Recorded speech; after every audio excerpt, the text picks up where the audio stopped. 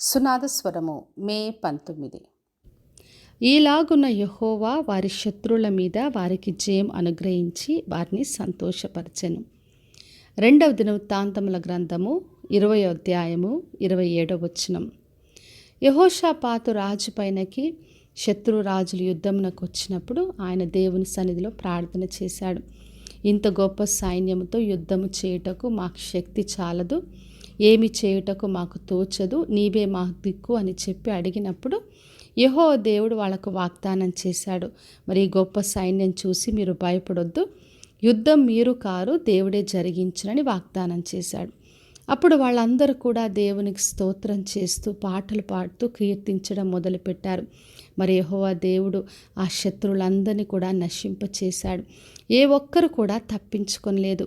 తర్వాత వాళ్ళ ఆ కొళ్ళ సొమ్మునంతా కూడా తీసుకొని బెరాకా లోయలో దేవునికి కృతజ్ఞతాస్తులు చెల్లించారు. మరి బెరాకా లోయ అనగా స్తుతి లోయ. ఎక్కడైతే స్తుతి ఉంటుందో అక్కడ ఆశీర్వాదం ఉంటుంది. ఎప్పుడైతే వారు దేవుణ్ణి ఆశ్రయించారో అప్పుడు దేవుడు వారి శత్రువుల మీద వారికి జయం అనుగ్రహించి వారిని సంతోషపరిచాడు.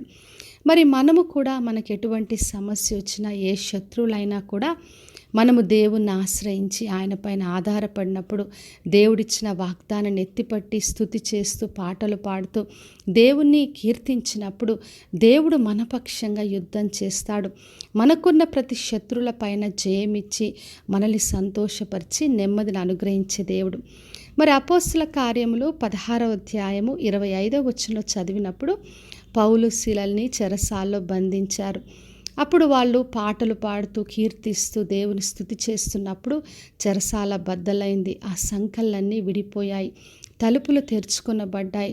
మరి వాళ్ళందరూ కూడా విడుదల పొందుకున్నారు. ఇతరులను రక్షించడానికి ప్రభు సహాయం చేశాడు.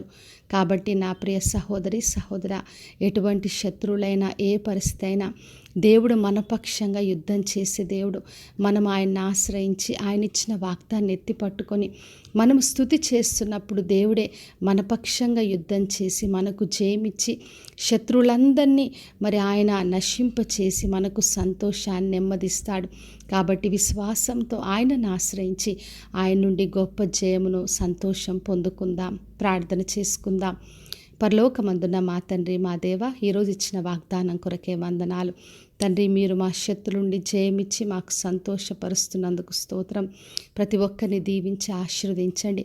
వారికి ఉన్న ప్రతి శత్రువులోంచి విడిపించి దేవా మీరే గొప్ప కార్యాలు జరిగించి నెమ్మదిని దయచేయమని యేసు నామములో అడిగి వేడుకొంచున్నాను తండ్రి, ఆమెన్. ఈ శుభవచనము వినుచున్న ప్రతి ఒక్కరి జీవితంలో నెరవేర్చబడునుగాక. నేను మీ ప్రియ సహోదరి మంజులాచరణ్.